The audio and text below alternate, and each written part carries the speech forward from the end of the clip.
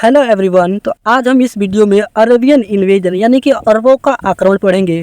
तो जो अरबों का आक्रमण है इसकी सिलसिला मोहम्मद बिन कासिम द्वारा शुरू किया जाता है, जो 712 में भारत में आता है और 714 में भारत से वो वापस चला जाता है। तो चलिए जान लेते हैं कि मोहम्मद बिन कासिम था कौन।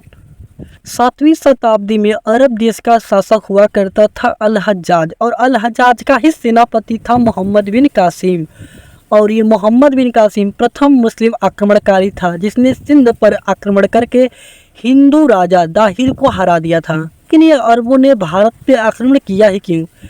तो इतिहासकारों का ऐसा मानना है कि ये दाहिर ही वो वजह है जिसकी वजह से अरबों ने भारत पे आक्रमण किया।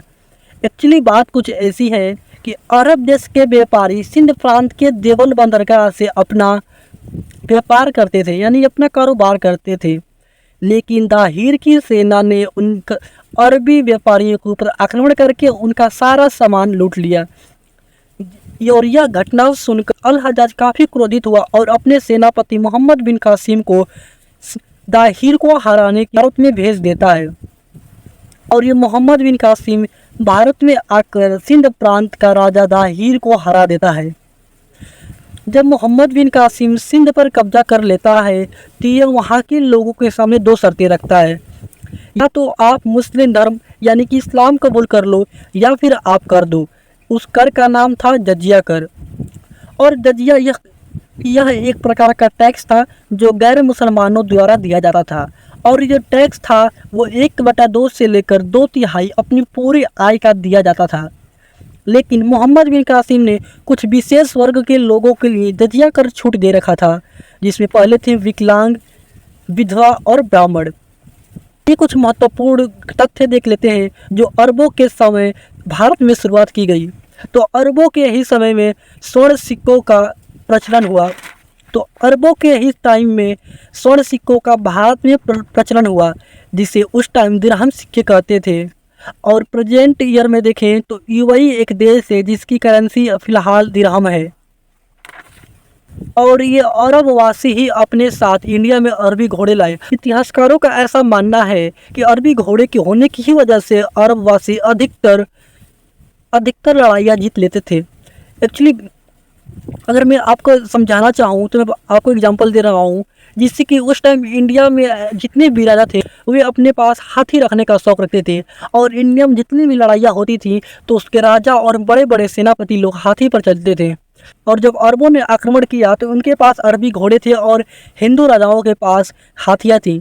तो जब यूँ ही ऐसे हाथी अपने 360 में घूमती, उतने में ये अरबी घोड़े से आकर दुश्मन हिंदू राजाओं के सीने में भाले कर उनका काम तमाम कर दिया करते थे। और दूसरा जो तथ्य है वह है कि अरबों ने ही भारत में खजूर की खेती शुरू की।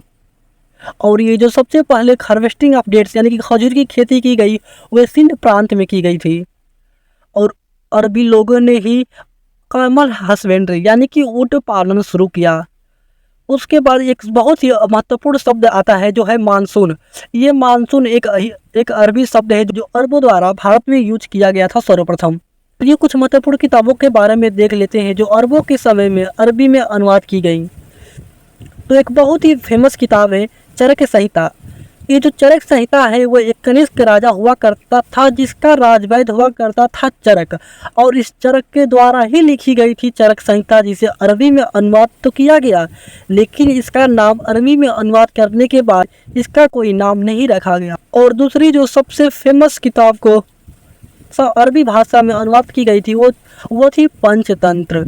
और पंचतंत्र थी वो विष्णुगुप्त द्वारा लिखी गई थी। और ये जो पंचतंत्र है ये दुनिया की दूसरी सबसे ज़्यादा पढ़ी जाने वाली यानी कि सबसे फेमस बुक है। और इसका नाम अरेबिक में बदलकर कालीला वादी मना रखा गया।